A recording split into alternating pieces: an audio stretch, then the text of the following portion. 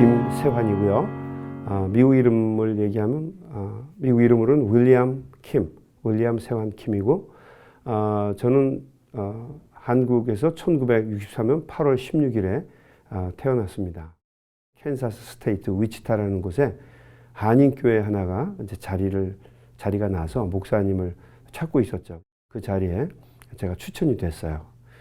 그래서 그곳에 가서 목회를 이제 공부하면서 그 목회를 하게 됐죠. 한 10년간 목회를 했는데 거기서 많은 우여곡절이 있었어요. 저는 원래 공부만 마치고 한국으로 빨리 돌아가려고 하는 마음이 많이 있었어요. 대부분 이제 유학으로 오신 분들이 그렇겠지만, 근데 거기서 목회를 하다 보니까 참 많은 저에게 새로운 도전과 변화를 주는 체험들을 많이 했어요. 갑자기 제가 이제 얼굴에 이제 종양이 생겼는데 막 그때는 심각해서 막 눈동자도 이제 돌아가기도 하고 막 귀도 잘 못 듣고 심각했어요. 막 통증도 너무 심하고. 그래서 수술을 이제 조그만 병원 로컬 호스피털에서 이제 3번을 했는데, 그렇지만 이제 치료가 안 되니까 나중엔 그 캔사스 유니버시티 그 메디컬 센터에 가서 이제 수술을 크게 했어요. 근데 그것도 이제 안 되더라고요. 그래서 이제 제 생각에는 이게 내가 한국 사람이다 보니까 이 미국 사람들하고 이게 아무리 좋은 병원이라도 잘 나의 몸을 모르니까 그런가 보다 해서 한국으로 가서 수술을 받는 게 좋겠다. 그 생각이 들었어요. 그래서 제가 일단은 이제 교회에다가 사표를 냈어요. 왜냐면 이제 너무 오랫동안 아프니까 미안한 거예요. 제가 우선 사표를 내고, 그리고 이제 부탁을 했죠. 왜냐면 제가 처음 목회를 할 때는 교회가 굉장히 작은 규모였는데, 시간이 지나면서 교회가 많이 부흥이 됐어요. 커지고. 그러다 보니까 제가 얘기한 건 교인들을, 그 중진들에게 이제 부탁을 드린 건 다시 미국에 들어올 때 치료를 다 마치고 돌아오게 되면 그때 내가 이제 가족들을 데리고 도시로 가든지 뭘 할 테니까 좀 우리 가족들, 저희 집사람하고 2 아이들을 좀 돌봐달라 부탁을 했어요. 그리고 이제 한국에 갔는데, 한국에 가기 전에 이제 동력자 목사님들이 병원들을 다 이렇게 다 미리 다 예약을 해 주셨어요. 그래서 뭐 삼성병원에도 가보고 서울대학병원 또 이렇게 뭐 아산병원 이런 데를 다 가봤어요. 근데 고치기 어렵더라고요. 한국에 남아서 한 달 정도를 고민을 했어요. 이제 여기가 끝인가 보다. 사람도 만나지 않고 좀 힘들었는데, 그때 그 전화가 왔어요. 그 위치타에서 성도 한 분이 저한테 전화를 해서 이렇게 얘기하더라고요. 목사님 죽는다며. 그 양반이 이제 한국말을 좀 많이 하지 않으시니까, 목사님 죽는다며, 죽을 거면 목사님답게 우리 옆에 와서 죽어라 그러더라고요. 제가 첫 번째 질문한 게 목사 아직 안 뽑았냐 했더니, 아니 우리 목사가 한국에 나갔는데 어떻게 목사를 또 뽑냐. 목사를 안 뽑고 기다렸더라고요. 그래서 제가 그 말에 어차피 뭐 지금 환경도 없고 뭐 돈도 다 떨어졌고 또 미국에 와야 제가 또 의료보험 혜택을 받으니까 들어올 수밖에 없었어요. 그래서 제가 한번 그 KU 메디컬 센터에 다시 저 주치의사한테 이렇게 이메일을 보냈어요. 한번 여기서는 못 고친다고 그러는데 나를 한번 좀 또 한번 해줄 수 있냐 했더니 그 사람이 오면은 그 다음날 수술을 하겠다. 정말 그 다음날 수술을 했어요. 근데 또 이 타이밍이 맞아서 그래서 이 캔사스로 이제 제가 다시 위치타로 비행기를 타고 돌아가게 됐죠. 돌아가서 도착을 해서 제가 우리 집으로 가는데 그 중간에 교회가 있었어요.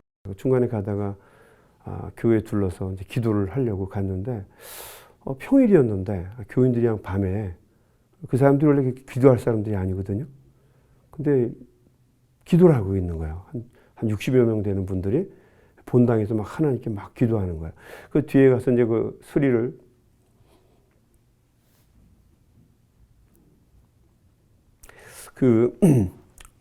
본당에서 이렇게 소리가 나더라고요. 그래서 그 본당 소리 나는 걸 이렇게 가보니까 저를 위해서 기도하는 거예요. 그 사람들이. 믿음이 확 자는 거죠. 원래 기도하는 사람들이 아닌데. 우리 목사님 살려달라고. 그 소리만 하는 거예요. 그래서 제가 너무 가슴이 아팠어요. 한 4년을 저도 아프니까 사실은 그때 이제 인생을 거의 포기한 뭐 그런 마음이 없잖아 있었는데 그분들이 이렇게 기도를 2달이 넘도록 계속하는 걸 보니까 살아야겠더라고요. 살아야겠고 목회를 내가 좀 열심히 해야겠다라는 마음을 그때 새롭게 가질 수가 있었어요. 그게 저한테 큰 변화가 되고 전환점이 된 것 같아요. 이런 과정을 통해서 그분들도 믿음이 많이 자랐지만 저도 이 이민교회에 대해서 다시 한번 생각해 볼 수 있는 시간들을 갖게 됐어요. 먼저 이렇게 부평초처럼 뿌리 없이 살아가는 그런 분들을 위해서 그리고 또 그 2세들이나 뭐 1세들도 마찬가지지만 오래 나와서 살다 보니까 정체성을 잃어버릴 때가 참 많이 있더라고요. 내가 한국에 속한 것도 아니고 그렇다고 이 미국 사회, 주류 사회에 들어와 있는 것도 아니고 뭐 시민권을 갖든 안 갖든 여러 가지 뭐 문화나 언어적인 장벽 또 우리 사고방식의 차이 때문에 이런 벽들을 극복하기가 쉽지가 않더라고요. 근데 많이 힘들어하는 분들에게 그 새로운 하나님의 자녀로서의 그 자아상을 좀 심어주고 또 흔들리지 않도록 그래서 이곳에서 좀 책임 있게 좀 힘있게 살아갈 수 있도록 도와주는 게 그게 정말 좋은 목회의 한 방향이 아닌가. 그리고 어쩌면 그것을 위해서 내가 불리움 받지 않았을까 하는 생각을 하게 됐어요. 시대가 지금 바뀌어가고 있어요. 그건 뭐 틀림없어요. 그리고 지금 우리가 알고 있는 것처럼 이 멀티레이셜하게 바뀌고 있는 게 사실이에요.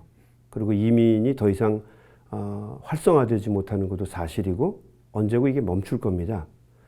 근데 제일 중요한 것 중에 하나는 뿌리라고 하는 걸 우리가 한번 생각해 볼 필요가 있어요. 왜냐하면 우리가 뿌리를 알 때 이 미국이라고 하는 사회에 공헌할 수가 있어요. 예를 들어서 특징이 없고 개성이 없는 사람이 공동체 속에서 자기의 역할을 잘 감당할 수 없을 거라고요.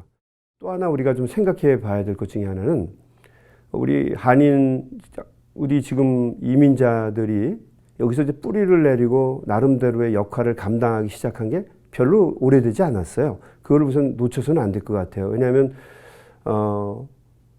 먹고 사는 것, 서바이벌하는 문제만 생각하던 사람들이 이제는 어느 정도 그게 해결이 됐기 때문에 이제는 책임적인 구성원으로 살아갈 수 있는 시점이 됐어요. 이게 시작된 지가 얼마 되지 않아요. 물론 2세들의 출발점과는 다르죠. 그렇지만 어떤 1세대로서의 어떤 그런 처절한 생존고를 경험했던 사람들이 그런 걸 경험하지 못했던 2세들과 차이가 나는 건 당연하고 근데 중요한 거는 여전히 2세들을 서포트하는 사람들이 아직까지는 1세라고 하는 거를 우리가 놓쳐서는 안 되죠. 우리는 유교 문화권 속에서 자랐어요. 저부터도 그래요. 저희 같은 사람들은 자기 표현에 약하고 그다음에 또 누려야 될 거를 누리지 않고 희생하는 게 강해요. 그건 다 저 유교적인 영향이에요.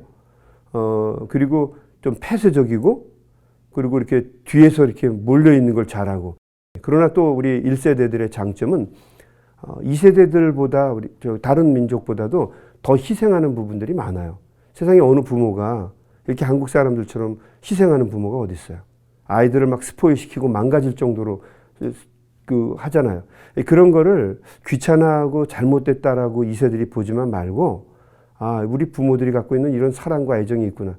재미난 건 2세들도 그렇게 하잖아요. 3세들한테. 또 3세들도 4세들한테 그렇게 하잖아요. 욕하면서 배우는 거예요.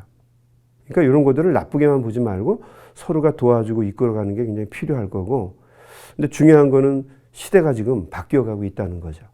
우리가 뭐 어떤 모습으로 이야기를 해도 결국에는 좋은 방향으로 바뀌어 나갈 거라고 믿어요. 제 이름은 김세환이고요. 이것이 저의 코리안 아메리칸 스토리입니다.